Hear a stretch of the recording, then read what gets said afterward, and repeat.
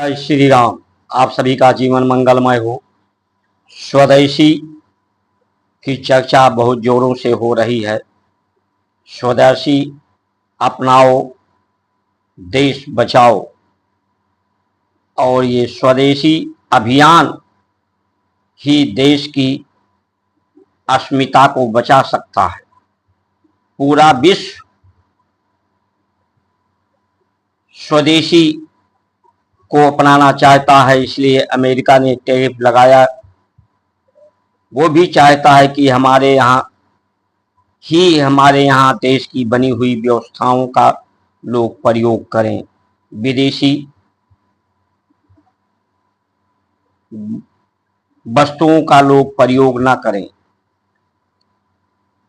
तो विदेशी वस्तुएं हमें निश्चित हटानी चाहिए जीवन से, लेकिन उसकी शुरुआत हमारे नेताओं को करनी चाहिए, क्योंकि जो श्रेष्ठ पदों पर होता है, श्रेष्ठ जिम्मेदारी का निर्वहन करता है,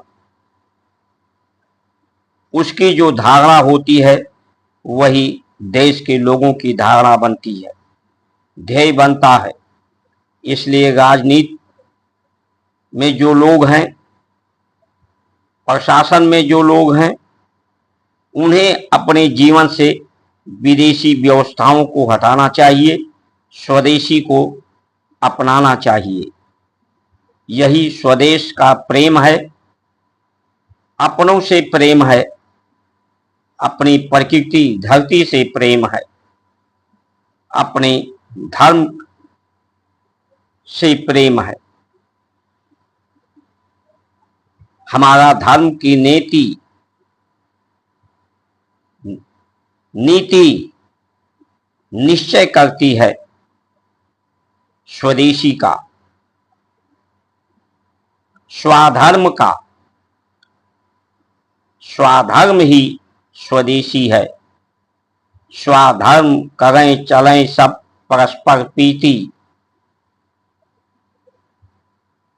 जब ऐसी प्रीति होती है तो दैहिक दैविक भौतिक तापा, ये तीन ताप राम राज में काहू को ना व्यापा।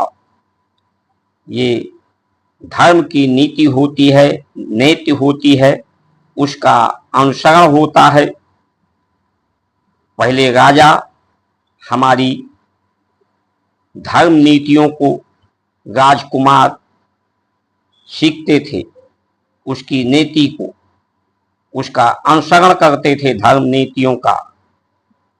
नीतियों का अनुसरण, अभ्यास, अनुष्ठान करके ही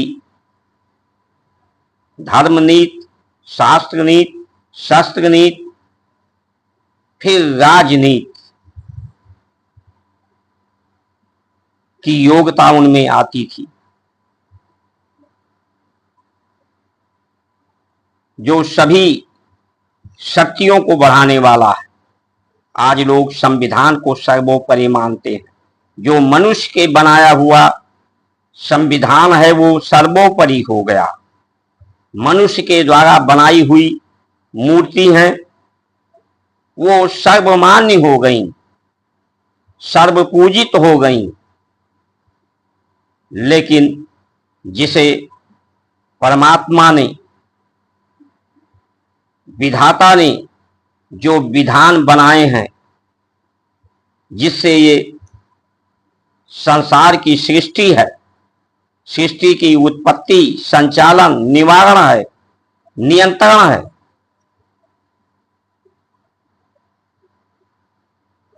उसकी विधान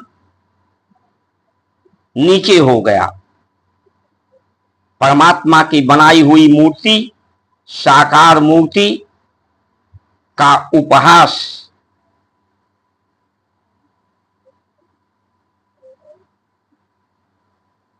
परिहास हो रहा है, उड़ाया जा रहा है।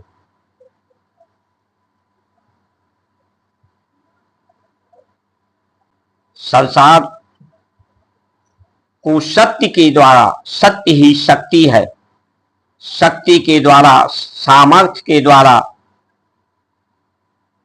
इस सृष्टि का उत्पत्ति है, संचालन, निवारण है। शक्ति और सामर्थ्य, शक्ति सामर्थ्य जिसमें दोष नहीं, समर्थ वही जिसमें दोष नहीं होता है। समर्थ को नहीं कोई दोष। गोसाई, गोसाई यानी इंद्रियों को, जिनके इंद्रियों में कोई दोष नहीं है। इंद्रियां ही दोष को पैदा करती हैं, जो संसार के गुणों को धारण करती हैं।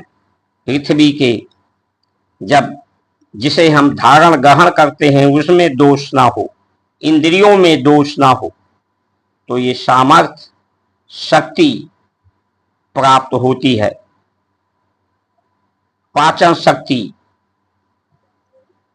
सहन शक्ति, स्मरण शक्ति, आध्यात्मिक शक्ति, आत्मा की शक्ति, मनोबल, तपोबल, शारीरिक बल,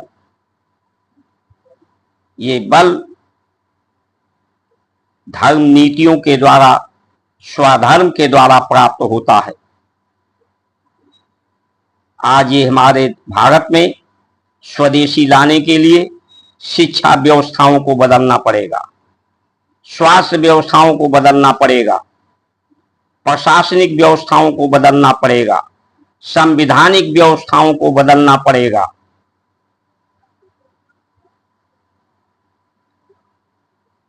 न्यायिक व्यवस्थाओं को बदलना पड़ेगा।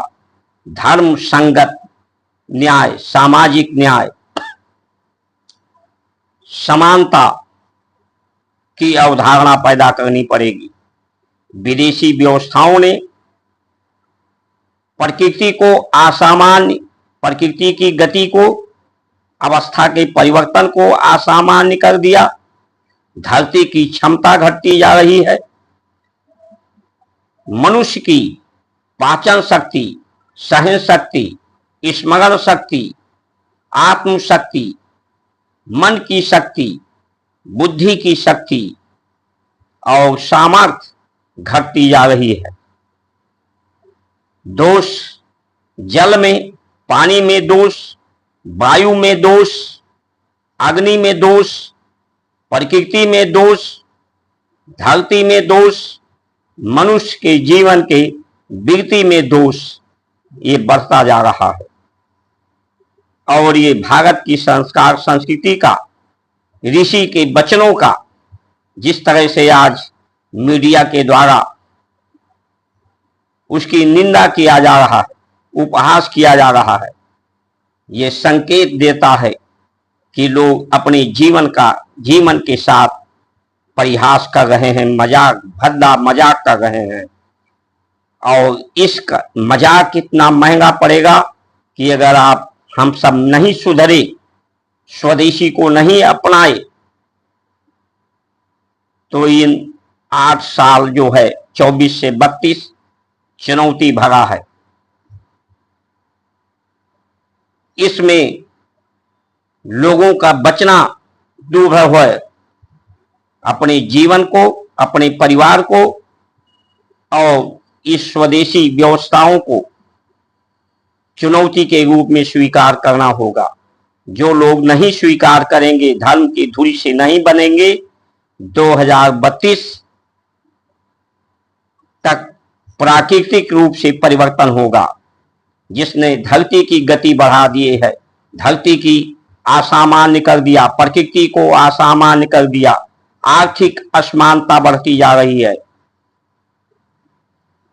इसलिए संभल जाओ, नहीं तो ये बहुत महंगा पड़ेगा। अपने परिवार को खोना पड़ेगा। जय श्री राम।